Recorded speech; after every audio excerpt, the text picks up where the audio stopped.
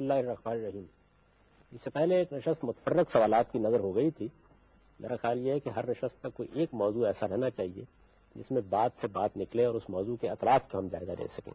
آپ لوگ بات شروع کر سکتے ہیں. دیکھیے کہاں سے شروع کرتے ہیں اور کہاں تک پہنچتی ہے. آج ہمارا ایک مشترکہ سوال ہے. اصل میں سوال یہ کہ جب ہم اللہ تعالیٰ کی ذات کے بارے میں بات کرتے ہیں تو ہم ان کے لیے ایک لفظ استعمال کرتے ہیں کہ وہ لامحدود. اسی طرح جب ہم وقت کی بات کرتے ہیں تو وقت کے لیے بھی جو لفظ ہم استعمال کرتے ہیں وہ ہم یہ کہتے ہیں کہ ایک لامتناہی چیز ہے. وقت کا آغاز کیا تھا کوئی نہیں جانتا, وقت کا اختتام کیا ہے کوئی نہیں جانتا. اور بعض دفعہ یہ ایز اے کوٹیشن بھی کہہ لیں یہ چیز یوز ہوتی ہے کہ وقت ہی شاید خدا ہے. تو اس چیز کو آپ کس نظر میں دیکھتے ہیں کہ کیا یہ واقعی, کیونکہ کچھ جگہوں پہ پتا چلتا ہے کہ وقت جو ہے وہ اللہ تعالیٰ نے جب سوچا کہ میں کوئی چیز تخلیق کروں گا تو وقت کا آغاز تب سے ہوا, لیکن جس طرح ہم ایک نارمل سے ہمیں نہیں پتا کہ وقت کا آغاز کیا ہے اس کا اختتام کیا ہے, کہ آیا جب صرف خدا تعالیٰ کی ذات تھی تو کیا وقت کا کوئی وجود نہیں تھا. ان کے ساتھ ہی یہ ریلیٹڈ جو میں تھوڑی سی ایڈیشن کروں گی, جیسے اقبال نے کہا کہ عشق کی تنوین میں عصر رواں کے سوا اور بھی زمانے ہیں جن کا نہیں ہے, اور زمانے بھی ہیں جن کا نہیں کوئی نام. تو وہ اور زمانے کون سے ہیں جن کا نام نہیں ہے, جو آنکھوں سے پوشیدہ ہے, جو نگاہ کے سامنے نہیں ہے, جن کی تاریخ ہمارے سامنے رقم نہیں ہوتی, ان کے بارے میں کچھ ارشاد ہے. اس میں دو تین چیزیں جمع ہو گئی ہیں. پہلی چیز تو یہ سمجھ لیجئے کہ وقت کے دو پہلو ہیں. ایک وقت بالکل اضافی ہے اور وہ مختلف مخلوقات جس موقع و محل میں پڑی ہوئی ہیں ان کے لیے جو مکان یا اسپیس اللہ تعالیٰ نے قائم کر دیا ہے اس سے پیدا ہوتا ہے. جیسے ہماری زمین کا ایک وقت ہے, ظاہر ہے کہ اگر اس زمین کی عمر شروع ہوگی تو اسی سے اس کا وقت بھی شروع ہو جائے گا. مریخ کا اپنا ایک وقت ہے, انسان کا وقت کا ایک اپنا تصور ہے. آئنسٹائن نے جب اپنا نظریہ اضافیت پیش کیا تو وقت کے ان پہلوؤں کی طرف توجہ دلائی اور یہ بتایا کہ کس طریقے سے وقت اضافی جہتوں میں ہمارے سامنے نمایاں ہوتا ہے. تو ایک تو وہ وقت ہے. اب ظاہر ہے کہ مثال کے طور پر کائنات ہے, جب اس کی ابتدا کی گئی ہوگی تو ایک لمحہ ہے جس سے اس کی ابتدا ہوئی ہے. اس کے بعد ہم دیکھ رہے ہیں کہ اس میں شب و روز آتے ہیں, اس میں سورج طلوع ہوتا ہے, اس سے وقت کا ایک تعین پیدا ہوتا ہے اور یہ چیز آگے بڑھتی چلی جاتی ہے. وقت کا ایک دوسرا پہلو وہ ہے جس کا تعلق اللہ تعالیٰ کی صفات سے. اللہ تعالیٰ کی صفات میں یہ چیز ہے کہ اس کو ہمیشہ سے بقا ہے, یعنی ایسا نہیں ہے کہ کبھی کوئی ایسا زمانہ تھا جس میں اللہ نہیں تھا یا ایسا کوئی زمانہ آئے گا جس میں اللہ نہیں ہوگا. تو ایک وقت وہ ہے جو ذات خداوندی کے ساتھ قائم ہے, وہ اس کی بقا سے, اس کی صفت بقا سے منتزع ہوتا ہے, اس سے نکلتا ہے. اور ظاہر ہے کہ وہ ازلی اور ابدی ہے جس طرح اللہ کی صفات ازلی اور ابدی ہے. یعنی اللہ تعالیٰ چونکہ باقی ہے, اول ہے, آخر ہے, تو اس لحاظ سے جو زمان اللہ تعالیٰ کے ساتھ متعلق ہوتا ہے یا اس کی صفت سے جس کا انتزاع ہوتا ہے وہ تو ابدی ہوگا. اور ایک وہ زمان ہے جو ہمارے لیے پیدا ہوتے رہتے ہیں, یعنی اللہ کی رحمت ہے. اب آپ یہ نہیں کہہ سکتے کہ اللہ کی رحمت ایک وقت میں تھی اور ایک وقت میں نہیں تھی. اللہ تعالیٰ کی صفت تخلیق ہے, آپ یہ نہیں کہہ سکتے کہ وہ ایک وقت میں ان میں پائی جاتی تھی اور ایک وقت میں نہیں پائی جاتی. اللہ تعالیٰ اس کائنات کے نظم کو چلا رہے ہیں. اب اس کائنات کے نظم کو چلانے سے پہلے بھی, جب یہ کائنات وجود میں نہیں آئی تھی, اس وقت بھی ظاہر ہے کہ وہ نظم کو چلانے والے تھے, مالک اور خالق تھے. یہ صفات ان کے اندر ہمیشہ سے موجود ہے, یعنی ان کی ذات اپنی صفات کے ساتھ ہی ہمارے سامنے آتی ہے.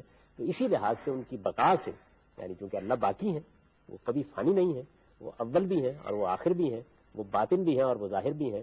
تو اس لیے وقت کا ایک پہلو وہ ہے جو ذات خداوندی کے ساتھ قائم ہے, اور ذات خداوندی کے ساتھ جب وہ قائم ہوتا ہے تو اللہ کی صفت بقا کی وجہ سے وہ ازلی و ابدی ہو جاتا ہے.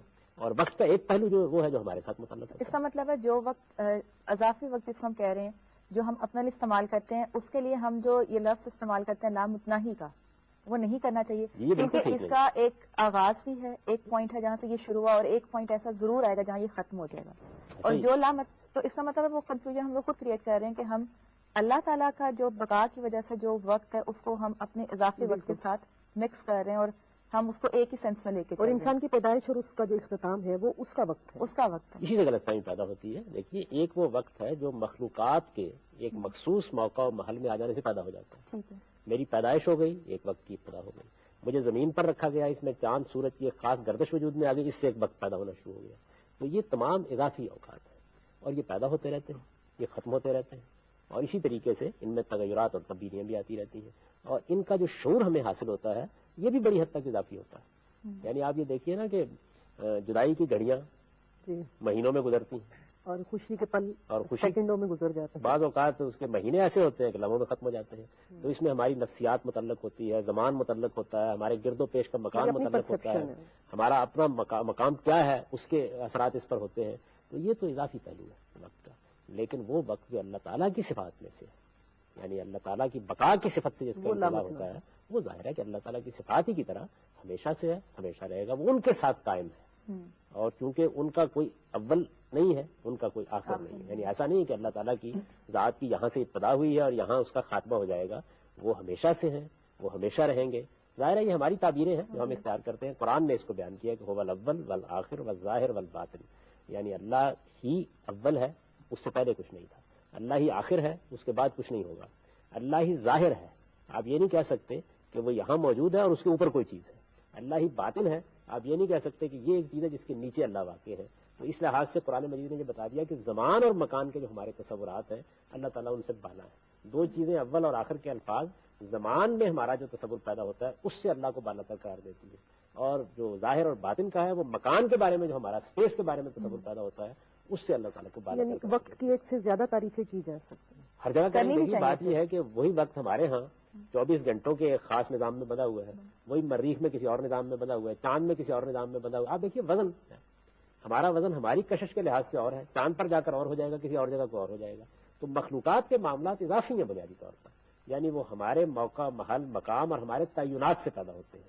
اللہ تعالیٰ کی صفت بقا سے جو وقت کا انتظار ہوتا ہے اور جو تصور پیدا ہوتا ہے وہ ظاہر ہے کہ ازلی و ابدی ہے. ان دونوں کو الگ الگ رکھا ہے. پچھلی بحث سے یہ چیز تو ثابت ہوگی کامل صاحب کہ گاڈ جو ہے اس سے آپ نے ٹائم اینڈ اسپیس، اس کی جو لمیٹیشن ریسٹرکشنز تھیں اس سے تو آزاد کر دیا.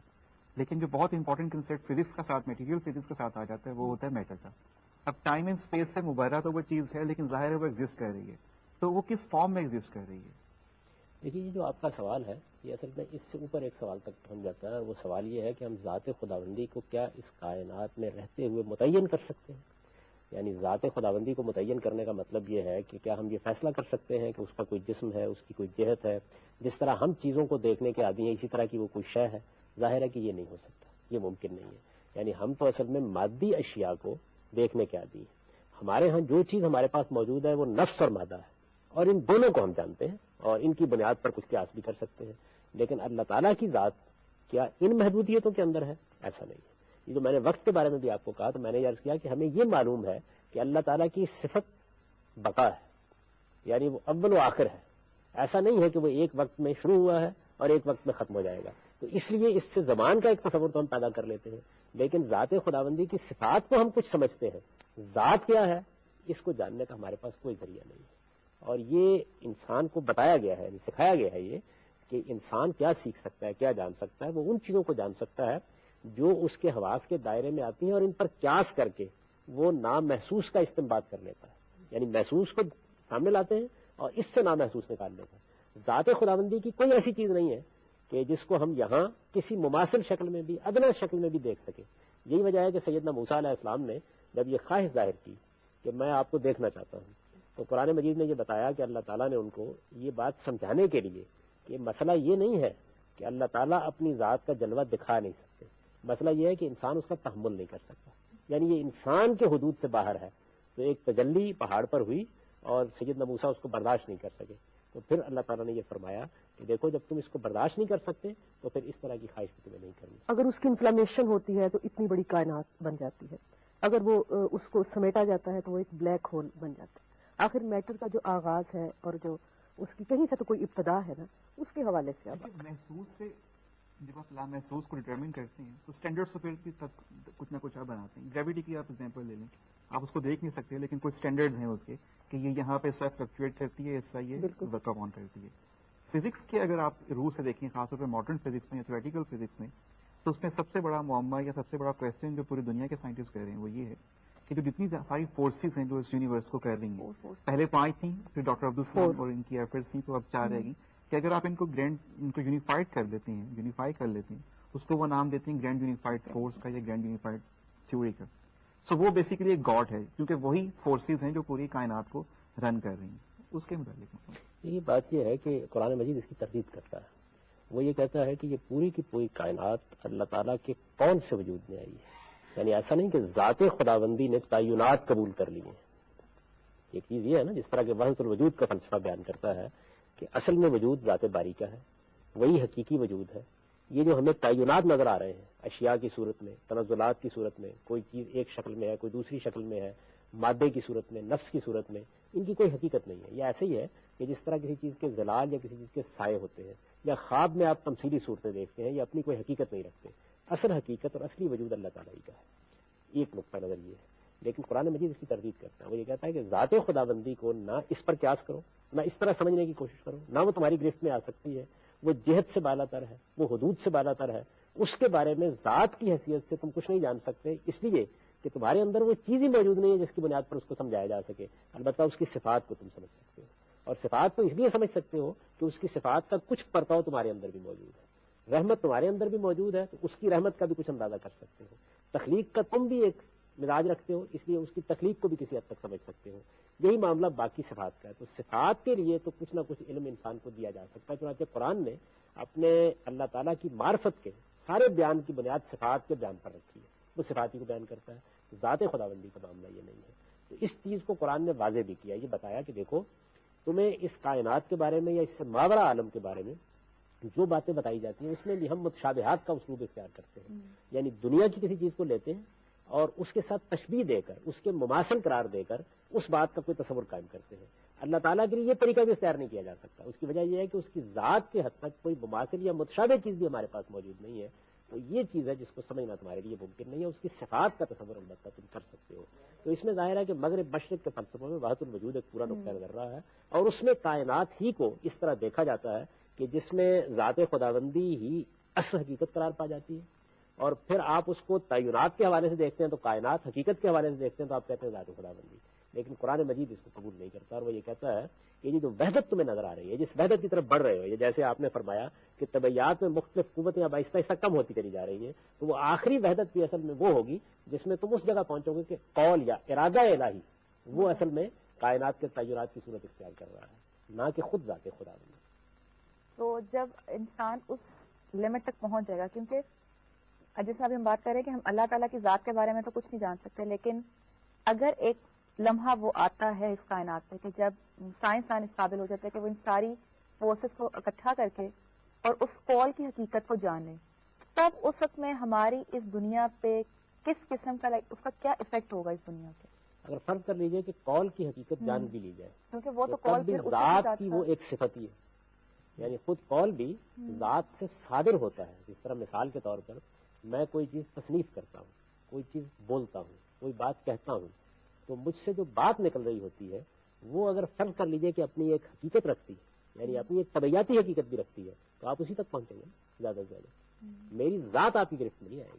تو یہ ساری جتنی ہماری جدوجہد ہے یہ بھی اصل میں وہیں پہنچ جائے گی. یعنی ارادہ الہی جس کو قرآن بیان کرتا ہے نا کہ اللہ تعالیٰ جب یہ چاہتے ہیں کہ وہ تخلیق کرے تو وہ کہتے ہیں کن، یعنی وہ گویا ایک کلمہ بولتے ہیں، اور وہ کلمہ ہے جو پھر تعینات اختیار کرتا چلا جاتا ہے. ان کی تخلیق کا پروسیس یہ بیان ہوا ہے.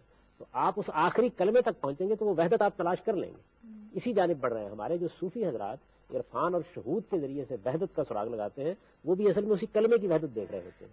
تو کلمہ ذات باری سے صادر ہوا ہے، وہ ذات باری نہیں ہے یا ذات باری کا حصہ نہیں ہے.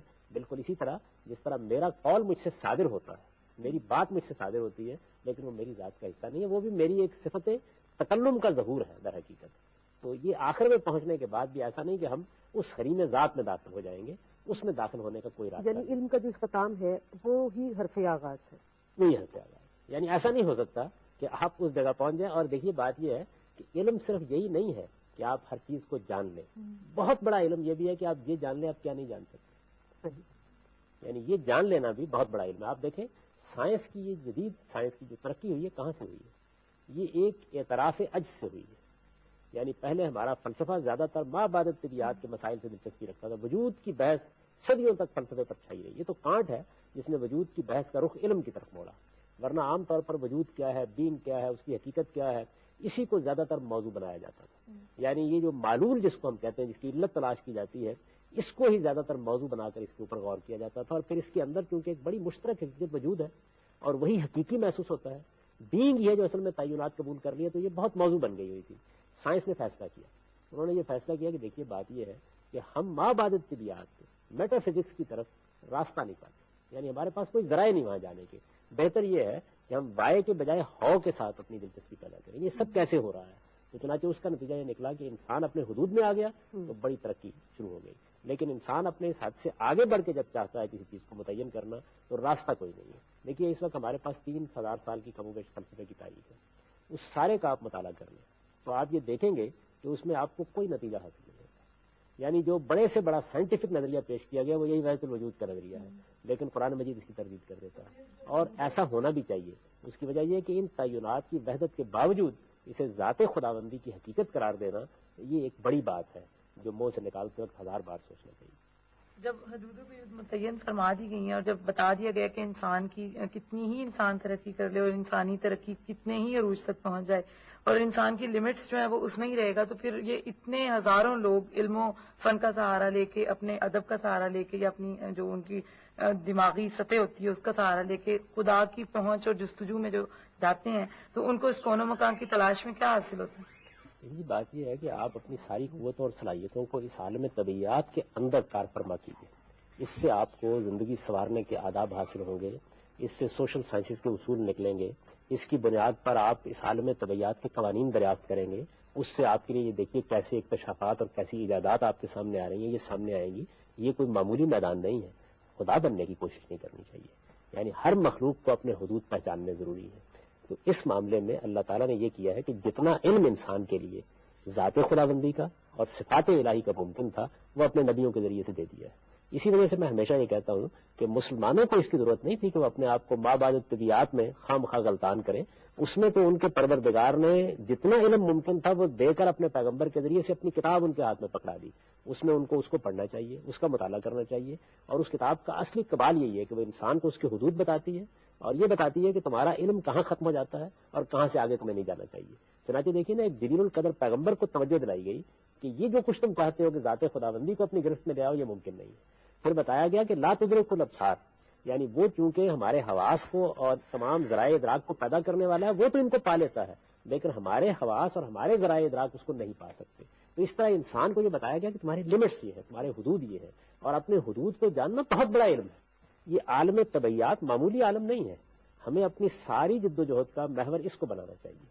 دیکھیے مسلمانوں کے ہاں جو ہماری ذہین عناصر تھے، جو غیر معمولی ذہانتیں ہمارے یہاں پیدا ہوئی ہیں، انہوں نے مابعدت طبیعیات کے مسائل کو اپنا اصل موضوع بنایا. میں جو توجہ دلا رہا ہوں وہ یہ کہ ہمارے پاس قرآن مجید موجود تھا، اس وجہ سے ہمیں اس کی ضرورت ہی نہیں تھی. ہماری توجہات کا مرکز یا تو قرآن اور اس کا فہم بننا چاہیے تھا اور یا طبعی علوم بننے چاہیے. جب یہ دونوں چیزیں ہمارے ہاں ہماری توجہات کا مرکز نہیں رہیں تو یہی چیز دنیا میں ہمیں پیچھے لے جانے کا باعث بن گئی. کیونکہ مابعدت طبیعیات کے علوم میں انتہائی اشتغال کے باوجود بھی حیرانی اور سرگردانی کے سوا آپ کے سامنے کچھ بھی نہیں آ سکتا. جبکہ اللہ کی کتاب آپ کو صحیح حدود بتاتی ہے، یہ بتاتی ہے کہ آپ کیا جان سکتے ہیں، یہ بتاتی ہے آپ کیا نہیں جان سکتے. جتنا جان سکتے ہیں اس کے بارے میں آپ کو بڑا واضح علم دیتی ہے اور پھر آپ کی توجہات کو اس کائنات کی طرف موڑ دیتی ہے تاکہ اس عالم طبیعیات کا آپ مطالعہ کریں. یہ جو آپ کی فزیکل دنیا ہے اس کا مطالعہ کریں اور اس کا مطالعہ کر کے یہ جاننے کی کوشش کریں کہ اس میں کیا قوانین کار فرما ہے. کیونکہ اس کے ذریعے سے آپ اپنی معیشت کو، اپنی معاشرت کو، اپنے تمدن کو، اپنی تہذیب کو یہ سب کچھ دے سکتے ہیں جو آپ دے رہے ہیں. اور اسی کا یہ نتیجہ نکلتا ہے جب یہ آپ ان علوم میں اشتغال پیدا کرتے ہیں کہ اس کے ذریعے سے آپ اللہ تعالیٰ کی بھی وہ معرفت حاصل کرتے ہیں کہ جو معرفت آپ کے ایمان کو محکم کرنے کا باعث بنتی ہے. ایک آدمی ننگی آنکھ سے اس کائنات کو دیکھتا ہے، ایک آدمی دوربین سے اس کائنات کو دیکھتا ہے، ایک آدمی علمی اور عملی جد و جہد سے اس کائنات کو دیکھتا ہے، علمی جہاد سے اس کائنات کو دیکھتا ہے. ظاہر ہے اس کی معرفت میں اور ہماری معرفت میں بہت فرق واقع ہو جاتا ہے. تو اس معرفت کا ذریعہ بھی یہ علوم بنتے ہیں کیونکہ اصل میں یہ عالم ہی ہے جو اللہ کی آیات ہمارے سامنے پیش کرتا ہے. اور اسی کو دیکھ کر ہم یہ کہہ سکتے ہیں کہ ابھی اس راہ سے کوئی گیا ہے، کہہ دیتی ہے شوقی نقش پاس. وقت ختم ہو گیا، اس نشست کو اس پر ختم کرتے ہیں. وآخر دعوانا الحمدللہ رب العالمین. ویڈیو کو لائک کریں اور چینل کو سبسکرائب کریں.